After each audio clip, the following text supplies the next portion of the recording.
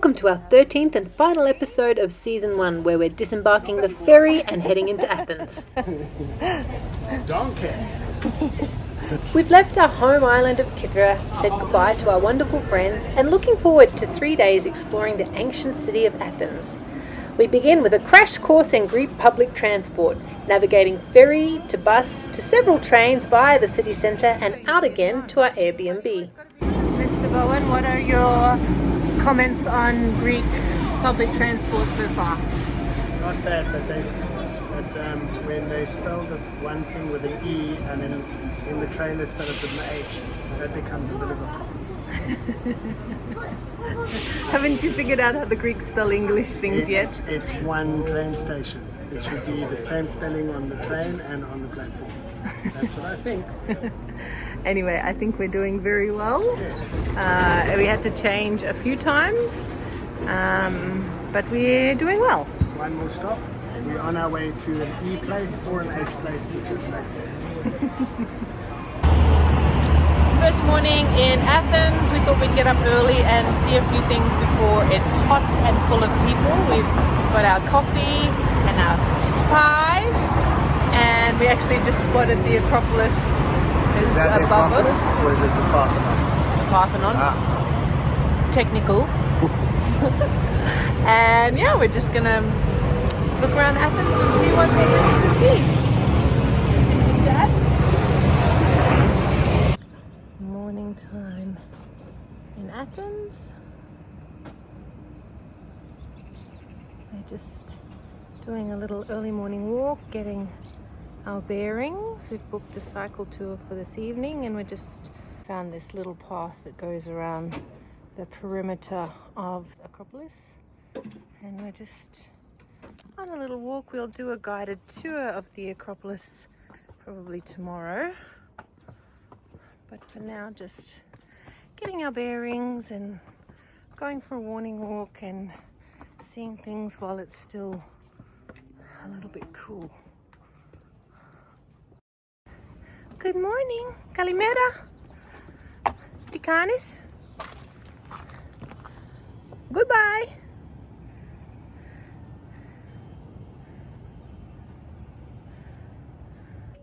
Hi. Hi. Boop. Alright, if you haven't been up this road, this is the first view we get of the Acropolis. We'll get to see plenty more, but this is the first one.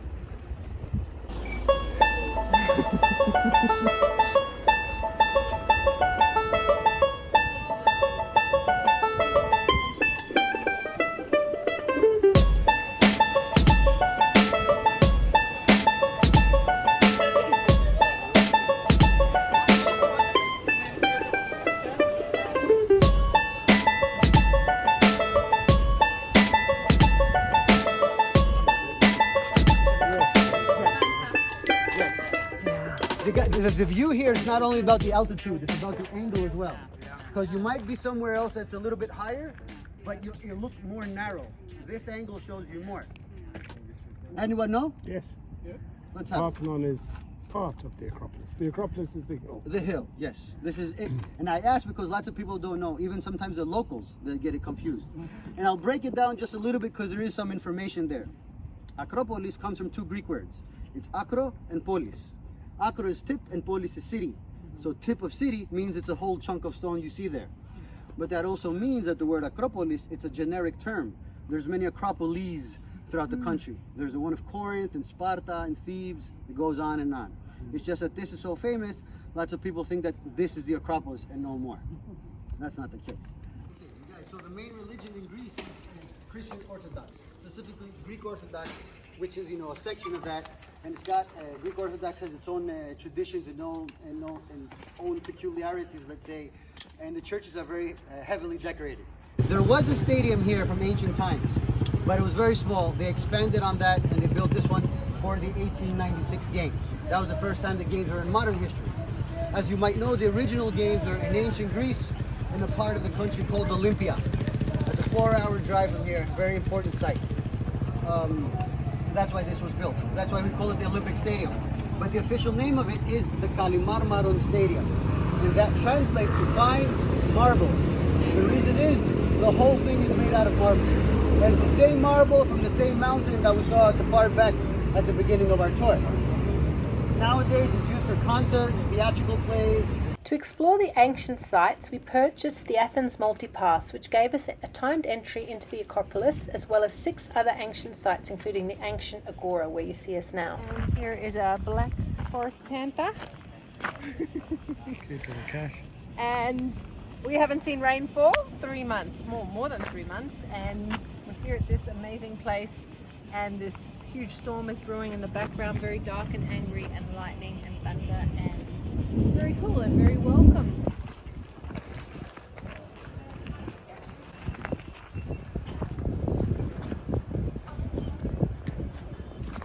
Tell us about it. I don't know anything about it, I haven't read yet. It's called the Temple of Hephaestus. Very cool thing apparently. It is very cool.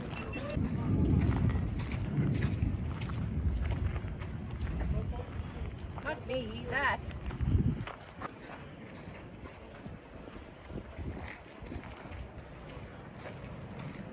I mean, if it's raining, why not shelter in a 2,000-year-old building?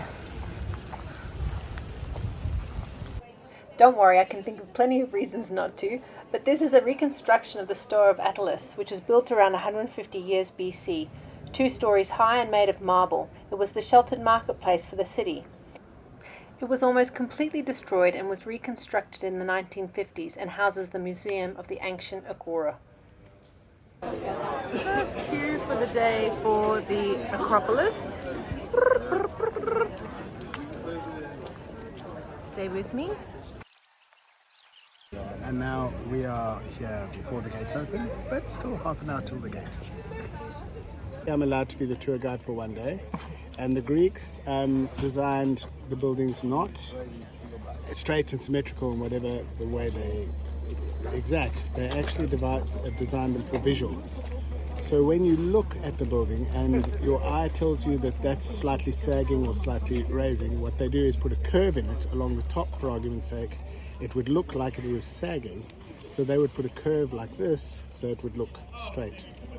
And they always designed it from where you looked at the buildings from. What did you smoke when you got up this morning? I watched Your YouTube. eyes telling you a building sagging. What you been smoking, Mr. Bowen? So I will show you.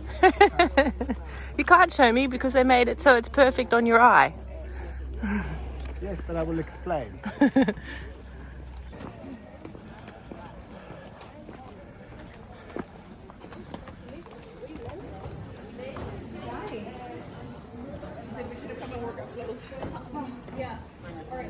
Parthenon, 3,500 years ago, I think.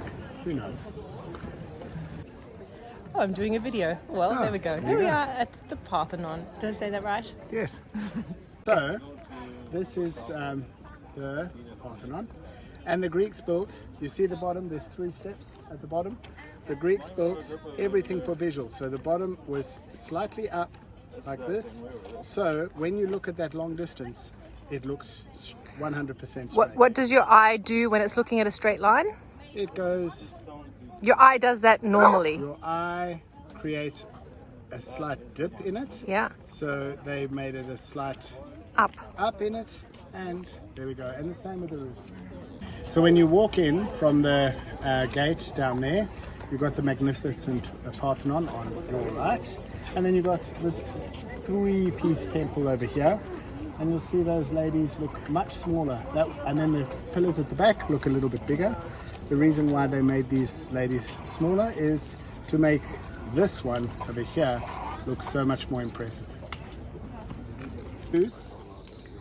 The head of the gods, the head of the 12 gods, was deciding on who should protect the city and which gods should be worshipped up here. So the thing was that they all had to give him a gift, and the 2 winners, or the runner-up and the winner, was Poseidon. He hit the ground with his stick and created water. Bit of a toilet, if you ask me, but the water was salty. So he lost the battle, and Athena got it by planting an olive tree. And then they built a temple, well, temples, to worship her. So the Acropolis Hill is, I think, about 91 meters high with cliffs all around. All this here is marble. None of it is from this hill. You look at over there, that very far hill in the distance, all the marble comes from that.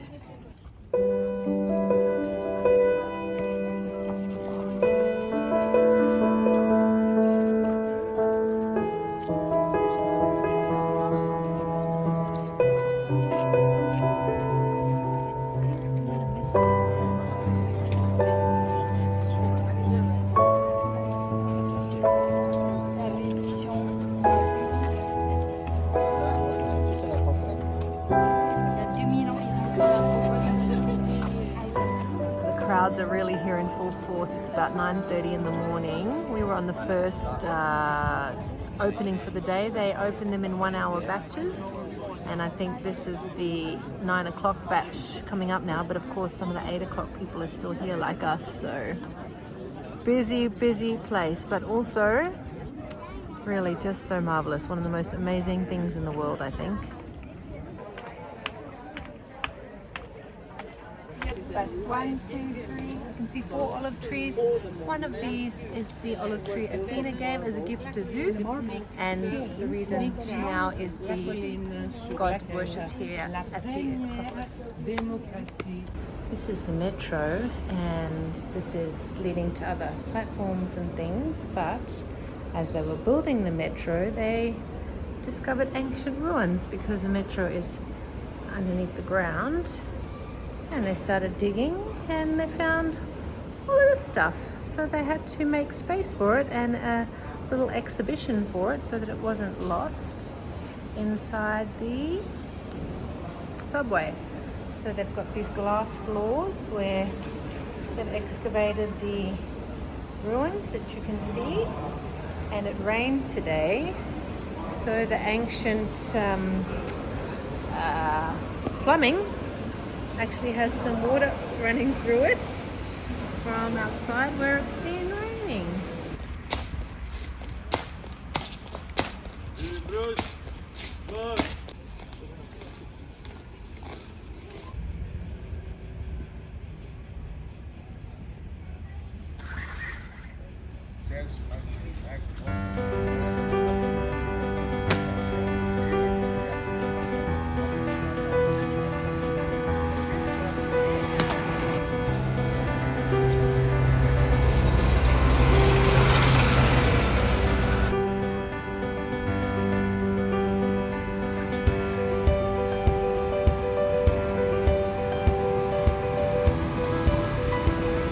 On the tram.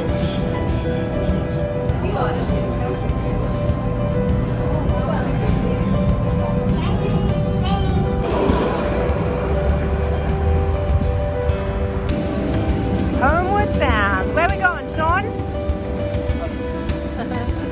And with that, our Athens adventure and our summer in Greece was over.